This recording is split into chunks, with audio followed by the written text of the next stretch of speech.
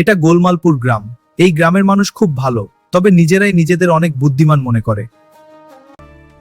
এই কুক্কু, তুই আমার পরিবারের একজন সদস্য। ঠিকমতো ডিম দিস, বুঝছিস?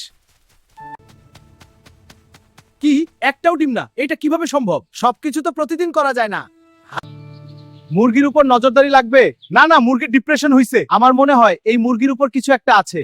সবাই চুপ, আগে মুরগির কথা শোনা দরকার। বলতো মা, ডিম দাও না কেন? কুকু মানে মন ভালো নাই।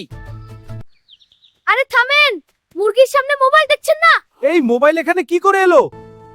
কালু মিয়া সারাদিন রিলস দেখে, আমি একটু দেখলেই দোষ। আজ থেকে কাজ আগে, মোবাইল পরে।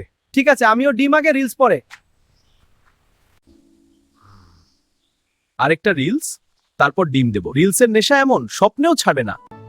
আসলে দোষটা আমারই।